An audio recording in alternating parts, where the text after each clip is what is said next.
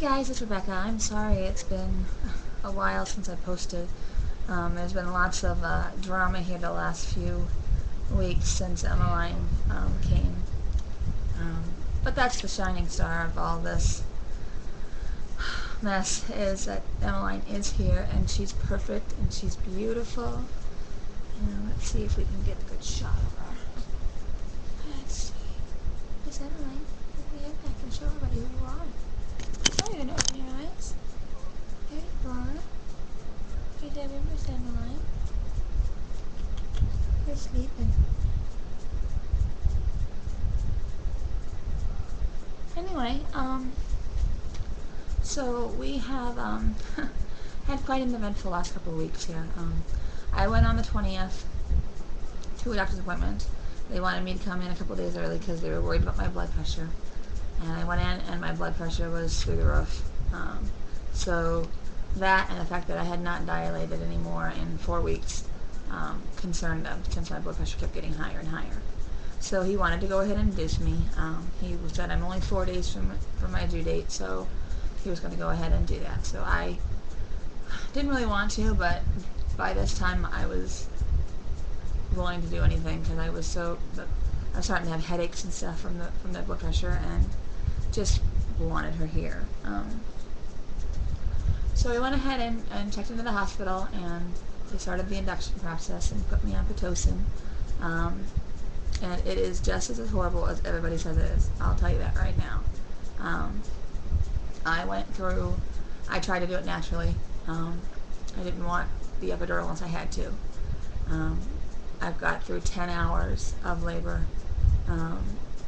They kept up with the Pitocin every half an hour, so I got to 28, which is pretty high from what I understand.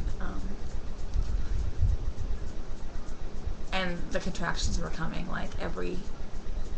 they were right on top of each other. I mean, there was hardly a break in between them. After 10 hours, I got to the point where I couldn't take it any longer.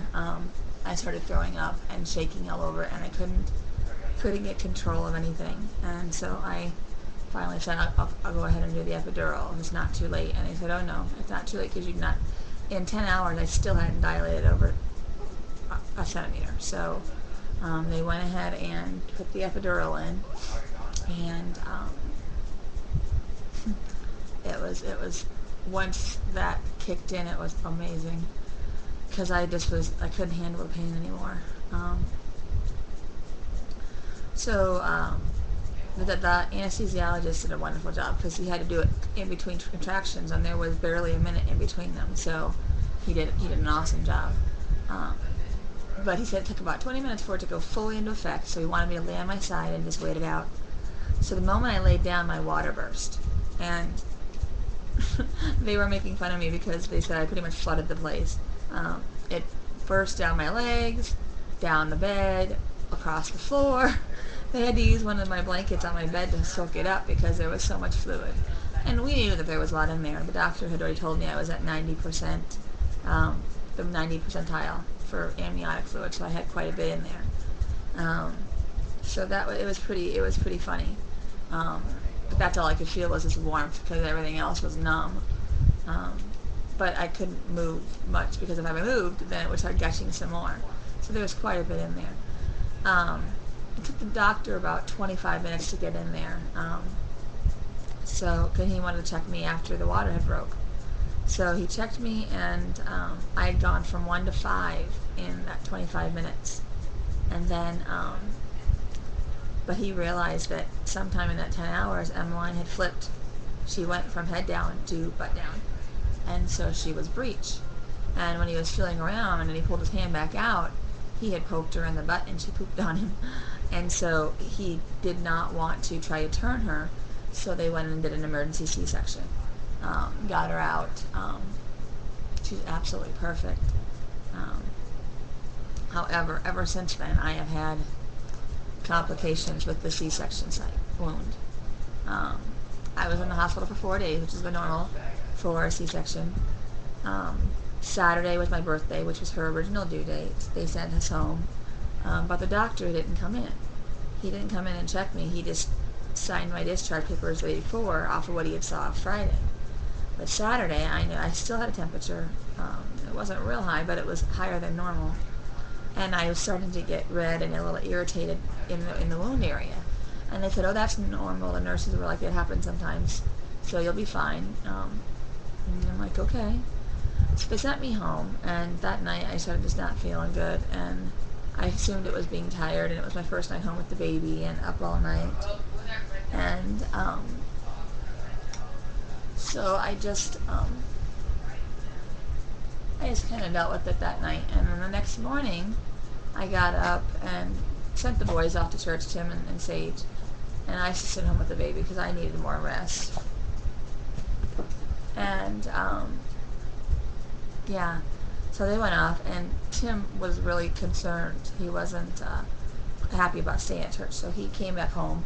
Sage stayed at church, and then a family that lives close to us dropped him off afterwards. Because Sage had to do the kids' church. He's involved in the dance and the skits and stuff. So Tim came home and took care of me, and I was not doing well. I had temperature. It had gone up to about 100, and my wound site was irritated even more and swollen and red. And so I called the doctor's office, and of course got the doctor on call because our doctor was still in town. And they sent us to the emergency rooms because if I had temperature of 100.8 or above, they send you to the emergency room automatically because that usually is a sign of infection. So they sent me to the emergency room, and they got us in there. 8 hours later, they sent us home with an antibiotic. They still couldn't get a hold of my doctor. The on-call doctor didn't know anything more, so they just sent me home with a general antibiotic and told me to make an appointment for the next day with my regular doctor. He was supposed to be back in town.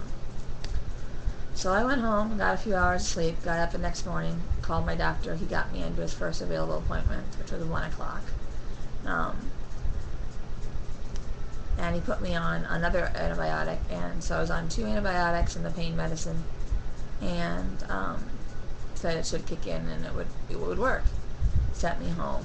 Didn't tell me anything else to do with the wound, didn't tell me, And so went home, took the medicine right away so that I could get going. That night my temperature spiked to 102. I got the shakes and the chills. I couldn't stop. I was wearing a sweatshirt and a thick blanket and still couldn't stop shaking. It was horrible. And so I took 2 of my pain pills. They also have Tylenol in them, which was good. So that brought the fever down to about 100 from 102, but it didn't go any lower than that. The next morning I called the doctor again and said, I'm really concerned my temperature spiked the highest it's spiked since this happened last night. I said, I know I've not quite been 24 hours, but the wound is spreading. It's, now it's up to my belly button, and the wound is way down by my pubic bone, so I'm really concerned. So he said, well, why don't we go ahead and send you to the emergency room? They'll get you admitted and get you on some IV antibiotics. So they get me there, and he eventually comes in and checks on me too, and he said, yeah, we'll leave you on this, we'll keep you overnight, probably 2 days. I ended up staying 4 days, and he ended up leaving again out of town, which I'm not sure what happened, but he left again. So the next day, his on-call doctor came in, which is his associate, who actually is, I think she's ahead of him, but she comes in, takes one look at it, and says, okay, first of all, let's get some heat on this to see if we can draw some of that infection out. But most likely I want to go in this afternoon in surgery and open it up. It looks like my time is almost up, so I'm going to go ahead and do part 2. So as of right now, we are ending with heating pad, and we're going into surgery that afternoon.